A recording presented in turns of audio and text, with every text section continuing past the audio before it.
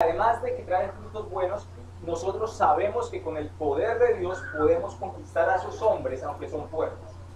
Y esas son las palabras en Números 14, 7 y 9. Josué, ante esta prueba menor, claro, era una prueba difícil, se prepara para tener mayor valentía después en una prueba mucho más grande. Versículos 7 y 9 de Números nos dicen cuáles. Números 14 nos dice lo que las palabras de estos valientes de Dios.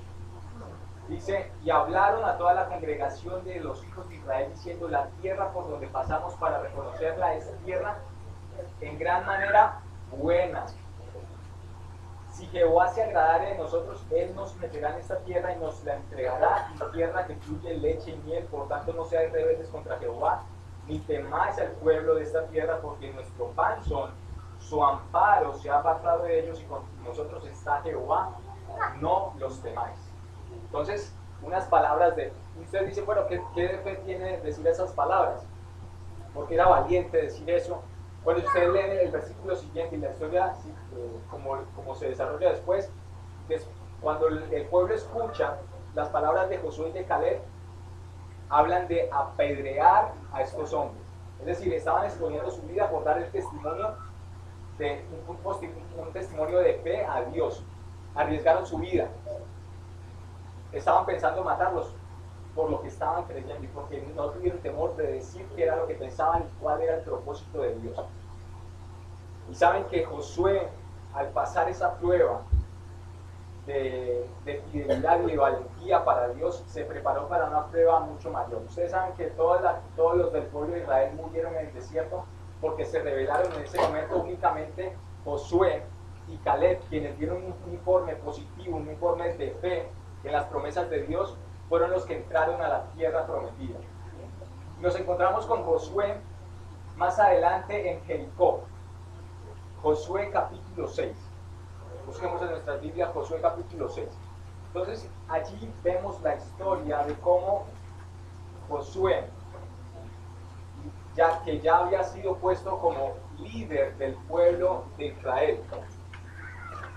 Qué ejemplo tan grande el que nosotros tenemos de que al ser fiel en las cosas pequeñas, Dios nos pone en cosas mayores. Josué, cuando fue espía, solamente era un espía, ni siquiera era líder de todo el pueblo, solamente espía. Fue fiel, fue valiente y Dios lo puso como líder. Y allí está en el capítulo 6 la historia de la conquista de Jericó. Entonces, en el versículo 1 ustedes comienzan a leer que la orden de Dios es que marchen cada día durante 7 días una vuelta, dando vuelta a la ciudad de Jericó. Una vuelta cada día, y el séptimo día, ¿qué iban a hacer? Iban a dar 7 vueltas, y en la última vuelta se iba a tocar la trompeta, iban a gritar, y las murallas de Jericó iban a caer. Ese era el plan de Dios. ¿Cómo les parece el plan de Dios? ¿Sencillo? Sí, fácil de cumplir, sí. ¿Qué era más difícil? Hacer un artefacto. Ustedes saben que en ese tiempo las murallas, muchos de los ejércitos poderosos venían con arietes, ¿no? Con artefactos grandísimos que golpeaban las murallas hasta que caían. ¿Cuánto tiempo podría tomar para hacer un artefacto de esos? Muchísimos meses, varios meses, digamos 5 o 6 meses, no sé, pero iban a tomar más tiempo que una semana, ¿sí o no? ¿Iba a ser difícil? Claro, y iban a tener que ingeniársela, ¿cómo la van a hacer? Pero saben, aunque era más fácil hacer lo que Dios les ordenaba, requería que más valor. ¿Por qué? Bueno, porque si los de Jericó se avispaban, ponían atención, podían utilizar con sus arqueros y comenzar a derribar uno a uno al pueblo de Israel, de los que estaban marchando alrededor de la ciudad. Recuerden que estaba la ciudad y ellos estaban marchando cerca al muro.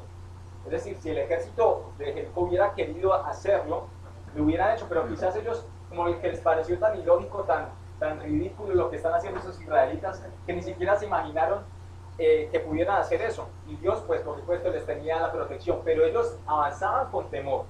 ¿Tenían que tener valor para dar las vueltas cada día? Sí. Era más fácil, pero requería más valor, porque así son las cosas de Dios. A veces son cosas sencillas, pero a veces requiere más valor hacer las cosas sencillas que nos pide Dios, que hacerlo a nuestra propia manera, pero alejándonos de Dios. Ahora uno se pregunta, bueno, ¿por qué Dios no les dijo más bien, bueno, si es cuestión de espiritual, ¿por qué no simplemente les dijo, bueno, hagan un culto, ¿cierto? Reúnanse aquí, lejos de la ciudad, hagan un culto cada mañana, ¿cierto? Un culto en la mañana, un culto en la tarde, y el séptimo día también hagan un culto bien bonito, y al final del culto, la ciudad va a caer. Por la siguiente razón. ¿Por qué Dios no le pidió eso? Porque Dios se complace más que nuestra alabanza, ¿cierto? Que son palabras, se complace más en nuestras palabras, más en nuestros hechos que en nuestras palabras. Se complace más en la obediencia que en lo que podamos decir, ah, yo soy cristiano adventista, sí, yo bien, pero en el momento en que tenemos que tomar una decisión de abstenernos del alcohol o del cigarrillo, entonces como que ya ahí todo el entusiasmo ya se nos acaba, ¿no? O que quizás, ¿cierto? Ya estamos en un sitio que ya no es como para cristianos, estamos en un enclave, entonces como que ahí ya guardamos nuestra licencia de adventistas del séptimo día, ¿no? Porque de palabra podemos decir mucho, pero de acciones puede ser más difícil. Por ahí dicen hechos, no palabras, ¿no? Valen más los hechos que las palabras. Dios se complace más en nuestra obediencia que en nuestra alabanza, porque el culto de alabanza no es que sea importante, y estamos aquí para regocijarnos en Dios, pero si solamente apartamos una horita o 2 horitas en la semana y el resto de la semana la vivimos de cualquier manera, creo que eso no agradará a Dios. Segunda de Samuel, no, más bien Santiago, el capítulo 1, el versículo 18.